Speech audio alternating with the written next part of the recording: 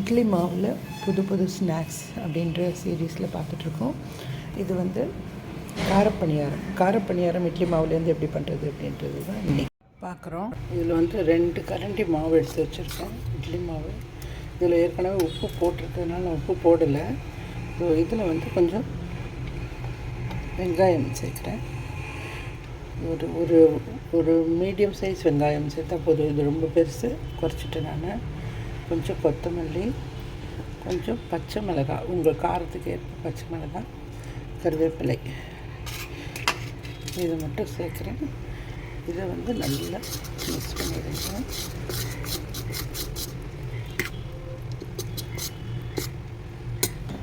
கொஞ்சம் கடுகு, கொஞ்சம் உளுத்தம் பருப்பு நல்லா போட்டுட்டு அதை தாளிச்சிடுவோம்.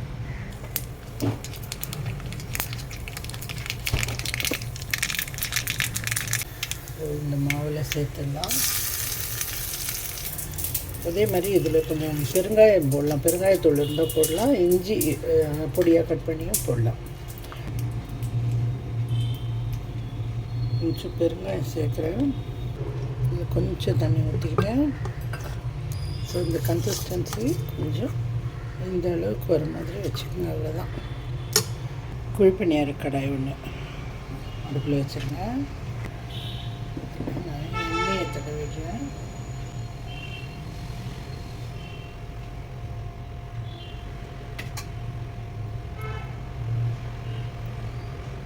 கொஞ்சம் சூடாகட்டும்.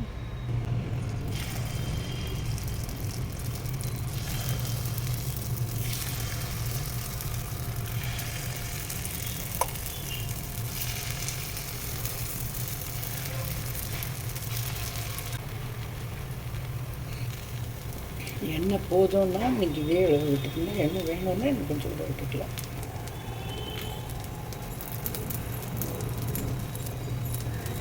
இது பார்த்திங்கன்னா எண்ணெயை தெளித்து தான் நான் விடுறேன், எண்ணெயை ஊற்றலை. இது கொஞ்சம் நேரம் கழித்து இதை திருப்பி போட்டுருங்க. இது வந்து நீங்கள் புட்டு அந்த ஒரு கம்பி இருக்கும், அந்த கம்பி இருந்தாலும் யூஸ் பண்ணலாம், இல்லைன்னா கத்தி, உங்களுக்கு எது கம்ஃபர்டபுளாக இருக்கோ அதை வச்சு திருப்பிடுங்க.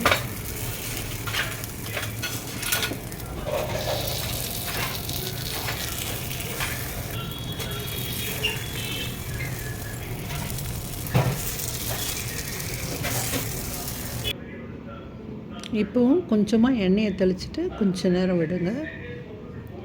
வெந்துடுச்சான்றதுக்கு வந்து நீங்கள் கத்தி அதை உள்ளே விட்டு பாருங்கள், இல்லைன்னா அந்த கம்பி ஏதாவது விட்டு பார்த்துக்குங்க. வெந்துடுச்சுன்னு தெரிஞ்ச உடனே இதை ஒரு பிளேட்டில் மாற்றிடலாம். இது ரொம்ப ஆயிலே நம்ம போடல, ரொம்ப குறைவாக தான் யூஸ் பண்ணியிருக்கோம்.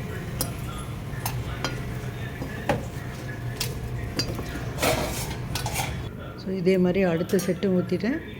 இதையும் திருப்பி போட்டு அப்படியே எடுக்கலாம். ஸோ இது பார்த்திங்கன்னா இதுக்கு வந்து நீங்கள் மார்னிங் பிரேக்ஃபாஸ்ட்டாகவும் எடுக்கலாம், ஈவினிங் ஸ்நாக்காக எடுக்கலாம், நைட் டின்னராக எடுக்கலாம். இது குழிப்பணியாரம், காரப்பணியாரம் அப்படின்றது நீங்கள் எப்போ மார்னிங்கும் எடுக்கலாம், ஈவினிங்கும் எடுக்கலாம், நைட்டு டின்னராகவும் எடுத்துக்கலாம். இதுக்கு சட்னின்னு பார்த்திங்கன்னா நீங்கள் கார சட்னி, வெங்காய சட்னி, பொட்டுக்கடலை சட்னி, எந்த சட்னி வேணும்னாலும் இதுக்கு வைக்கலாம். இது நல்லா 2 பக்கமும் வெந்து வந்த உடனே எடுத்துருங்க. அவ்வளோதான் குழிப்பணியாரம்.